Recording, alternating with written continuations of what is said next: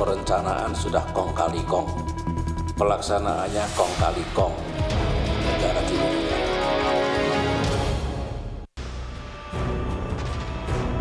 Komisi Pemberantasan Korupsi mungkin jadi salah satu lembaga yang paling ditakuti pejabat negara yang terlibat korupsi.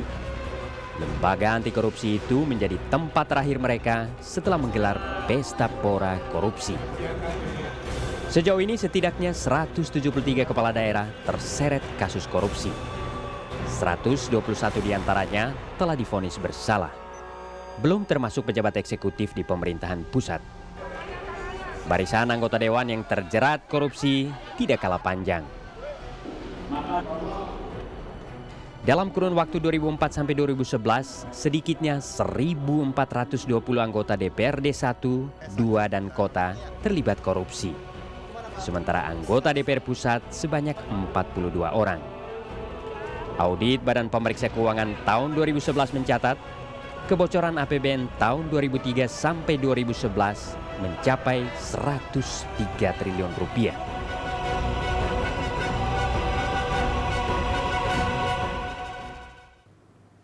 Keterlibatan pejabat eksekutif dan legislatif ternyata bukan hanya terjadi di tingkat pusat, tapi juga sudah menyebar ke berbagai daerah. Untuk lebih jelasnya, kita lihat grafik berikut ini. Ini data sudah disampaikan Pak Don ya Bapak-Bapak sebelumnya. Ada 42 anggota DPR, ada 431 DPR tingkat provinsi, 998 anggota DPRD tingkat 2. Ya. Dan kemudian kalau kita lihat ada pejabat eksekutif, ada 173 kepala daerah dan juga 121 yang sudah divonis bersalah dan dipecat. Cukup banyak. Itu data terlambat, Pak Mahfud punya data yang lebih ini. Ini data awal tahun nih, 173 karena pada tanggal 27 Mei yang lalu saya ketemu baru aja 3 bulan lalu, udah jauh lebih banyak dari itu, sudah 263. Itu 2 bulan lalu. 2 bulan lalu. Pada sekarang ini saya mendengar langsung dari Jo Hermansyah Johan. Ketika saya ketemu di Jogja, Pak, gimana? Wah, Pak, sekarang ini jumlahnya itu salah, orang nyebut 160, waktu itu 167. Itu hampir tiap hari bertambah begitu ya? Sekarang sudah 263 katanya hari itu. Coba. Dan itu jangan sekarang udah 300 lebih. Dan itu yang apes. Apes. Iya.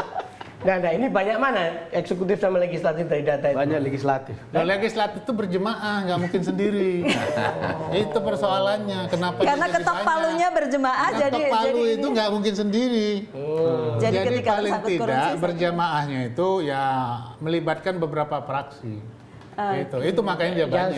Itu mengingatkan saya Pak Marzuki pada pernyataan mantan Deputi Senior Gubernur Bank Indonesia, Pak Anwar Nasution, yang mengatakan di BI itu ada sarang penyamun. Jangan-jangan itu juga bisa dikenakan ke DPR atau DPRD. Ya, DPR itu begini Pak Don.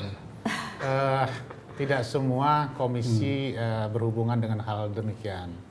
Dan tidak semua dalam satu komisi orang-orang itu berperan kuat. Ada yang mereka yang tidak didengarkan sama sekali. Tapi hanya ikut hadir dan mengiyakan saja waktu ketok palu.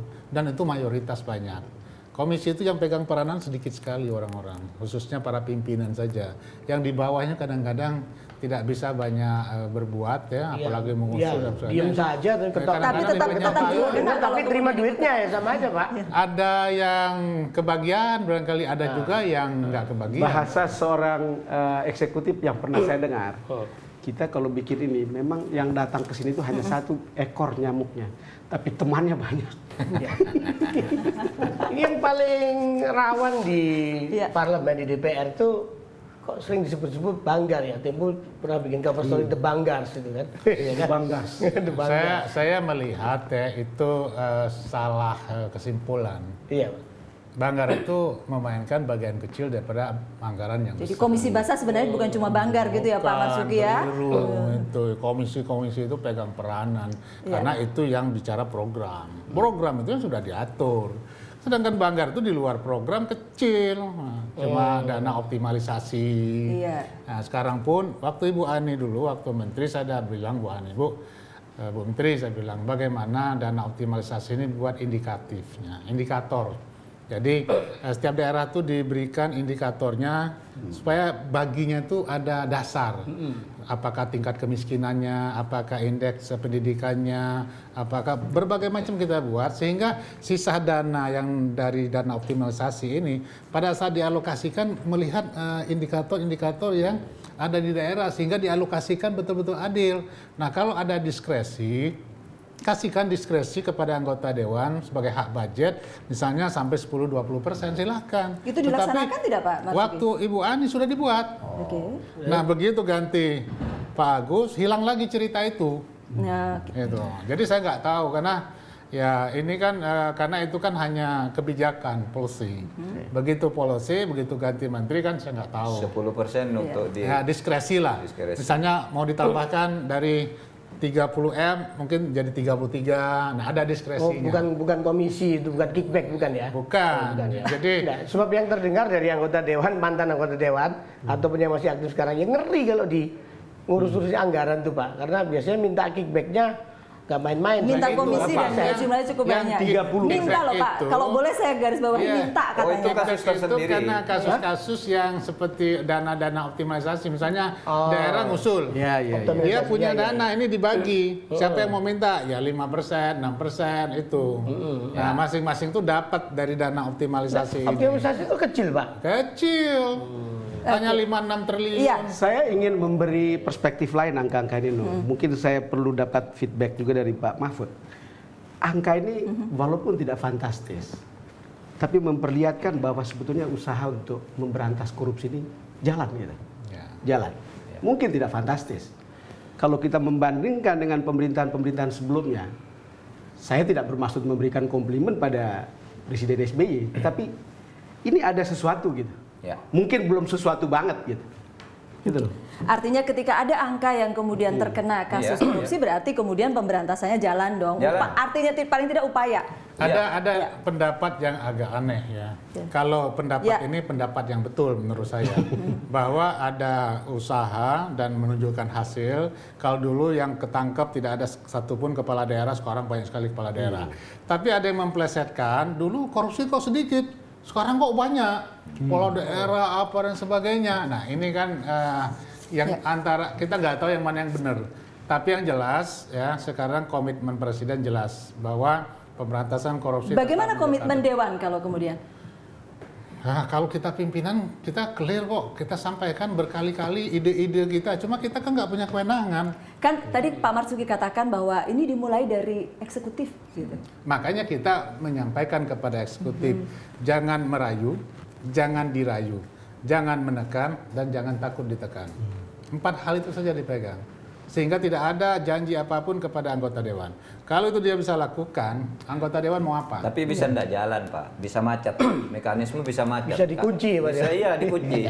Jadi sebenarnya dalam banyak kasus yang sudah lah, yang sudah menjadi fakta, itu memang dimulai dari legislatif juga, dari DPR. Misalnya dulu, kenapa kita lalu mengadakan pemilihan umum kepala daerah langsung itu antara lain dipicu oleh kenyataan bahwa DPR itu suka ngunci kepala eksekutif. Kalau tidak nyetor uang sekian, nanti laporan tahunan Anda kami tolak. Kalau tolak jatuh. Dan itu merata di mana-mana. Mulainya dari legislatif. Ya. Sebagai pekerja media, itu bukan rahasia kan? Bukan rahasia, kan sudah tahu kan itu. Di mana-mana.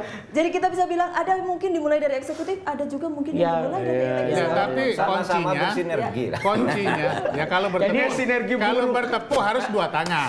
Kalau lagu kan kau yang mulai, kau yang mengakhiri. Ini kau yang sama-sama mulai. Nah, Tetapi jangan lupa, korupsi bisa dilakukan tanpa eksekutif, tanpa legislatif.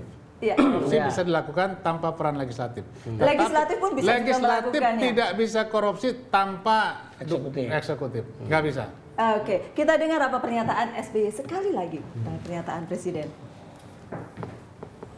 Terbuka, terkuak penyimpangan dalam penggunaan anggaran yang melibatkan eksekutif dan legislatif, yang melibatkan jajaran pemerintahan dan jajaran DPR RI utamanya. Boleh Ya. Yang melibatkan jajaran pemerintahan dan jajaran DPR RI Utamanya. utamanya. Ini fakta yang Oh, iya, ada iya. sekarang. Kan yang muncul ke permukaan, dimulai ketangkepnya karena ada penyerahan uang. Kalau di eksekutif udah canggih itu. bagaimana cara kan nggak pernah ketangkep ya. Tapi penerimaan uang oleh legislatif inilah menjadi sumber untuk menindak lanjutannya. Begitu ketangkap di legislatif, ditarik ke belakang, ke depannya ya, ke hulunya, mulai kedapatan eksekutifnya ini dan sebagainya. Apa yang terjadi dengan kasus Nasarudin misalnya? Jadi ada uang yang mengalir ke legislatif, ditarik ke eksekutif, baru orang-orang eksekutifnya kena. Karena legislatifnya tidak terlalu ahli. Yang ahli eksekutif. Saya ingin menanyakan ke Anda. Ya. Tahun ini adalah pernyataan SBY yang paling quote-worthy menurut saya.